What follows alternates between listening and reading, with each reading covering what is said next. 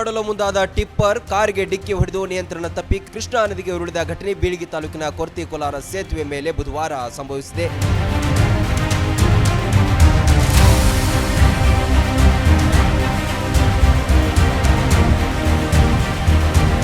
ಅಪಘಾತದಲ್ಲಿ ಟಿಪ್ಪರ್ ಚಾಲಕ ಸಂತೋಷ್ ಕೋಟಿ ನದಿಯಲ್ಲಿ ಕೊಚ್ಚಿ ಹೋಗಿರುವ ಶಂಕೆ ವ್ಯಕ್ತವಾಗಿದ್ದು, ಅಗ್ನಿಶಾಮಕ ದಳ ಹಾಗೂ ಪೊಲೀಸ್ ಸಿಬ್ಬಂದಿ ಸ್ಥಳಕ್ಕೆ ಧಾವಿಸಿ ಶೋಧ ಮತ್ತು ರಕ್ಷಣಾ ಕಾರ್ಯಾಚರಣೆ ನಡೆಸಿದ್ದಾರೆ.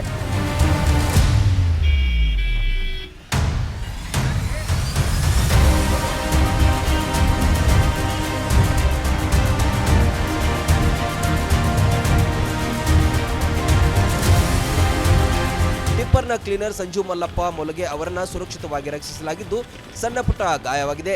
ಇದೇ ವೇಳೆ ಕಾರ್ನಲ್ಲಿ ಪ್ರಯಾಣಿಸುತ್ತಿದ್ದ ನಿಡಗುಂದಿ ಮೂಲದ ಗುರುನಾಥ್ ರೇಷ್ಮಿ ಹಾಗೂ ಅವರ ಪತ್ನಿ ಜ್ಯೋತಿ ಅವರಿಗೆ ಸಣ್ಣ ಪುಟ್ಟ ಗಾಯಗಳಾಗಿವೆ.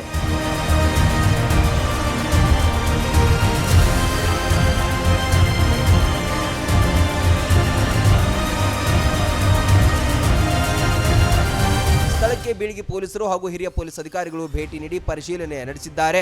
ಅಪಘಾತಕ್ಕೆ ನಿಖರ ಕಾರಣವೇನೆಂಬುದು ತನಿಖೆಯಿಂದ ತಿಳಿದು ಬರಬೇಕಿದೆ.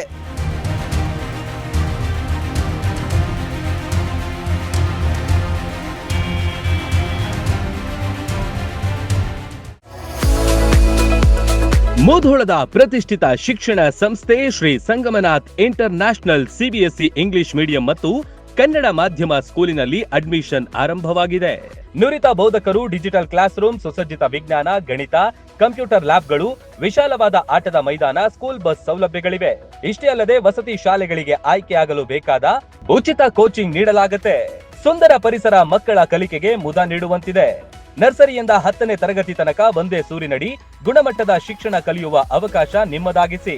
ಸತತ 13 ವರ್ಷಗಳಿಂದ ಎಸ್ಎಸ್ಎಲ್ಸಿಯಲ್ಲಿ 100% ಫಲಿತಾಂಶ ಬಂದಿದೆ. ಕ್ರೀಡೆ ಹಾಗೂ ಸಾಂಸ್ಕೃತಿಕ ಕಲಿಕೆಗೂ ಹೆಚ್ಚಿನ ಒತ್ತು ಕೊಡುತ್ತೇವೆ. ನಿಮ್ಮ ಮಕ್ಕಳ ಉಜ್ವಲ ಭವಿಷ್ಯವೇ ನಮ್ಮ ಗುರಿ.